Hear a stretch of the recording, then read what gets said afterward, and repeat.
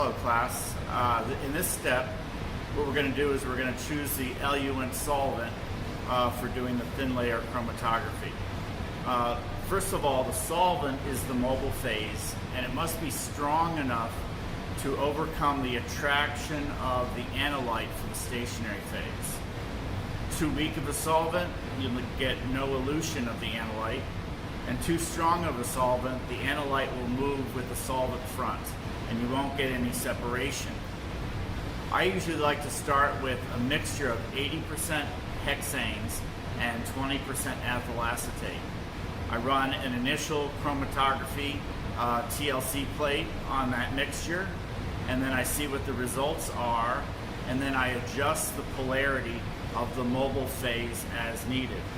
So right here I have Mike's sample TLC plate. I have Mike's solution dissolved in the a volatile solvent. Actually, the solvent that I'm using is just 80% hexanes, 20% ethyl acetate. I also have a solution of the pure fluorine, and I have a solution of the impure fluorine mixture that we originally used for the crystallization. So first thing all I do is I spot Mike's compound onto the TLC plate.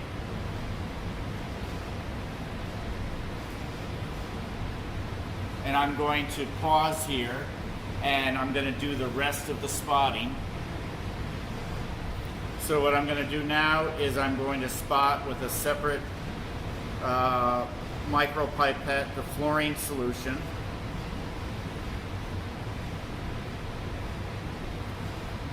And I'm going to spot with a separate micropipette the impure fluorine solution. Then what I do is I take this TLC plate and I put it into the developing chamber.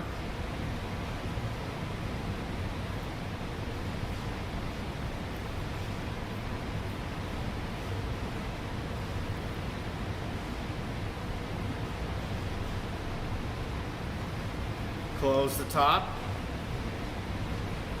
and I develop, takes about 2 to 3 minutes. Okay, so Mike's initial sample ran with 80% hexanes, 20% ethyl acetate, and you can see that the analytes ran pretty much close to the solvent front.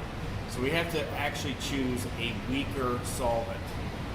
What I'm going to do here is choose 90% hexanes, 90% hexanes, 10% ethyl acetate. That's a less polar solvent, weaker solvent, and I just spotted the TLC plate. I put it into the chamber, and I'm going to give it 2.5 minutes to elute.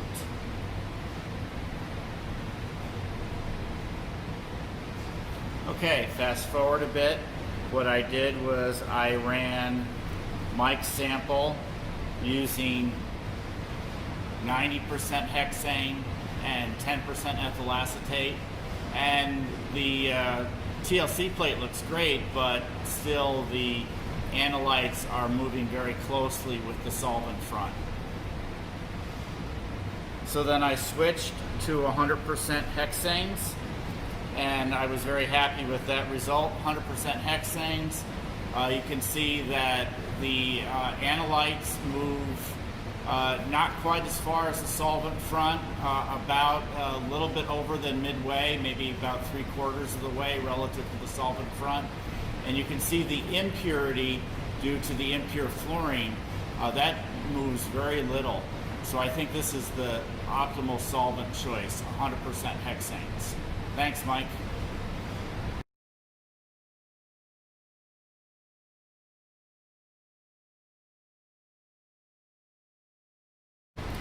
Now that I've determined that pure hexanes is the optimal eluent solvent, I'm going to prepare TLC plates for the rest of the class. So I've just spotted the standard fluorine on the first plate, and that is with Drew, Christian, and Chris. And then also I'm spotting the impure fluorine on this plate. And I'll stop and pause here. Okay, now I'm going to spot Drew's sample.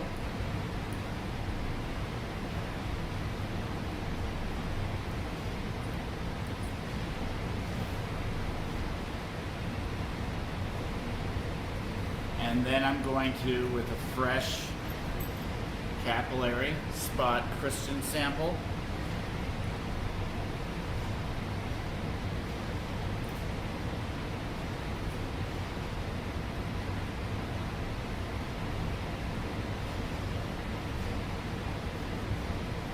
And then with another fresh capillary pipette, I'm going to spot Chris's sample.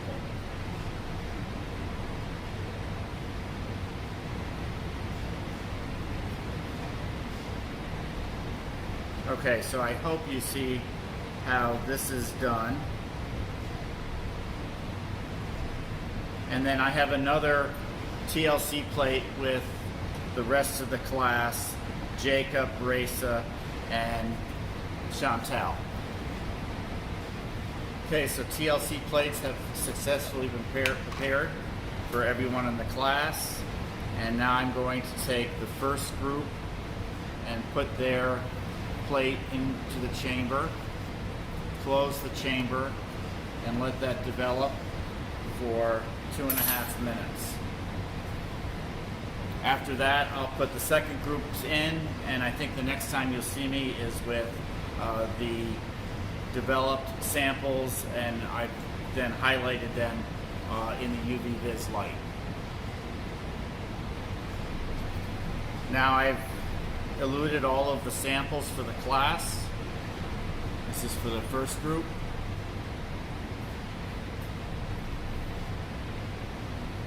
This is for the second group. Now what I've done was, in terms of visualization of the samples of the analytes, I've circled the spots that I see in the under UV light. But we can do also a secondary development to mark the samples by putting the plate into an iodine chamber. And then iodine gets absorbed onto the sample, and it also allows you to visualize the analytes.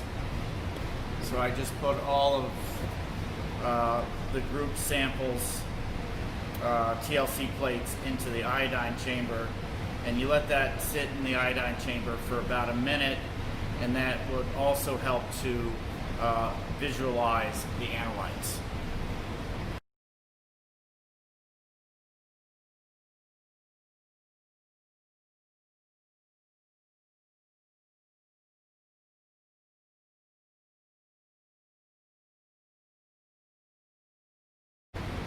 The second really useful part of TLC is to identify an unknown compound. So you might recall from the laboratory in which we did the extraction, we did an acid-base extraction, and we had a neutral compound that was carried through. So this is the neutral compound that was carried through, and we're not sure what it is. It gave us the possibility that it could be either fluorine, fluorinone, or biphenyl. But we're going to use TLC to compare the elution of this compound with the elution of 3 known compounds. The elution of fluorine, the elution of fluorinone, and the elution of biphenyl. So the first step is to prepare a TLC plate with the unknown fluorine, fluorinone, and biphenyl. I'm going to pause while I'm spotting the plates. Okay, I've successfully spotted the plate. the unknown, fluorine, fluorinone, and biphenyl. Then I'm going to put the plate into the TLC chamber using hexanes as the eluent solvent. I'm going to let that develop for a minute and a half. Excuse me, I'm going to let that develop for 2.5 minutes. Okay, I've let the plate develop for 2.5 minutes. I'm going to pull it out of the developing chamber and mark the solvent front. I pulled it out of the developing chamber, I've marked the solvent front, wave it in the air for a little bit, and you might be able to guess that the unknown and fluorinone have the same yellow color, and they seem to be moving to the same amount on the TLC plate. Let me go visualize this using the shortwave ultraviolet light, and I'll show you what that visualization looks like in a sec. Okay, so I developed the plate in hexanes that I took to the UV vis chamber, and in the UV vis chamber I circled the spots corresponding to how they were highlighted in the fluorescent light. So you can see the unknown is right here. Fluorine moves up pretty far relative to the solvent front. Fluorinone moves to the same extent as the unknown, and biphenyl moves just a little bit further than fluorine. So we could tell that there's probably some similarity between the unknown and fluorinone by this TLC experiment. So I'll let you decide what the unknown is. Is it fluorine, is it fluorinone, or is it biphenyl? I'm going to next run the unknown for all of the samples in the class versus fluorinone.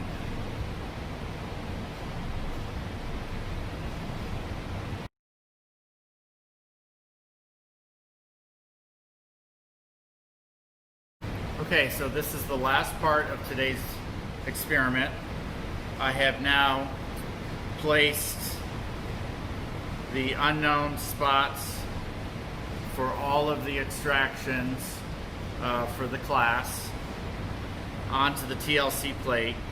I'm comparing these directly to fluorinone. I'm going to develop the TLC plate for 2.5 minutes and then visualize the TLC plate with the UV light.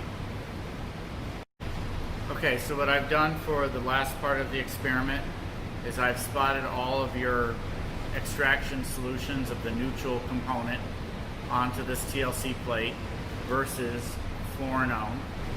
And I'm going to develop that in the TLC chamber using hexanes as a solvent. And then I'm going to visualize the sample using UV light, and I'll show you the result.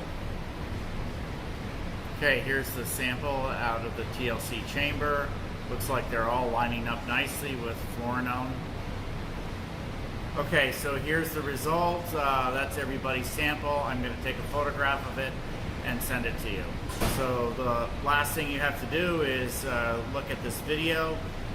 Thank you very much, and do the write-up.